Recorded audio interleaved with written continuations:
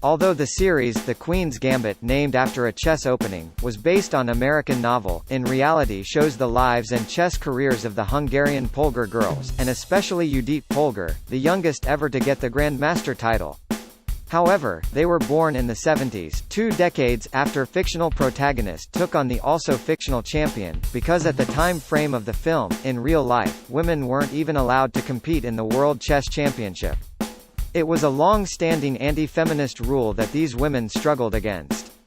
And their real names should be remembered for this. Judit Polgar and her sister Zsuzsa only received their Grandmaster titles in 1991.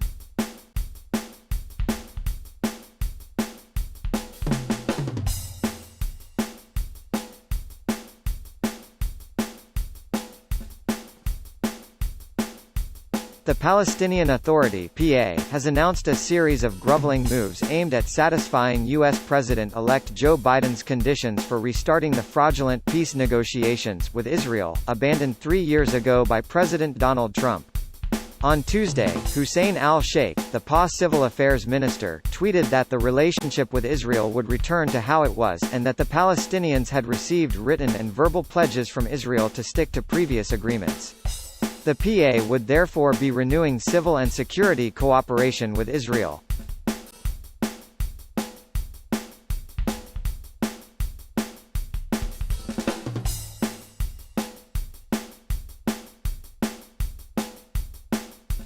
War Crimes Report: Australian Special Forces murdered 39 Afghans. An official report into Australian war crimes in Afghanistan was released yesterday, revealing that Special Forces soldiers illegally executed 39 civilians and prisoners, and committed other atrocities that violate international law. The document is the outcome of a 4-year investigation, initiated by the military in 2016 and headed by retired Major General Paul Brereton. Its scope was the period from 2005 to 2016.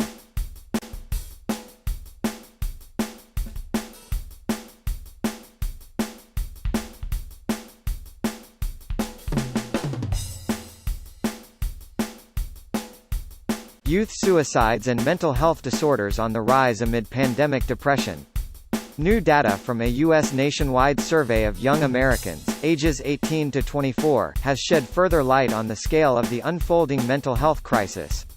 The survey, The State of the Nation, examined depressive symptoms among these young adults, including thoughts of suicide, generalized anxiety and disruption in sleep. Overall, across 4 national waves, in late May, late June, late August and mid-October, researchers found alarming rates of depression, with nearly half of this young adult population, 47.3%, showing at least moderate depressive symptoms in October, the highest level since June.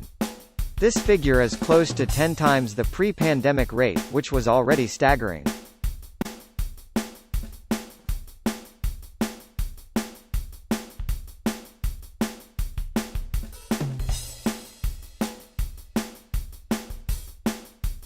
Emmanuel Macron prepares global security law banning the filming of French police. On Tuesday, President Emmanuel Macron's government presented its global security bill to the National Assembly. Coming after the announcement of plans for a law against separatism, ostensibly targeting Islamist groups, this bill is part of a campaign to establish a permanent state of emergency, handing draconian powers to the police. TS provisions are unprecedented.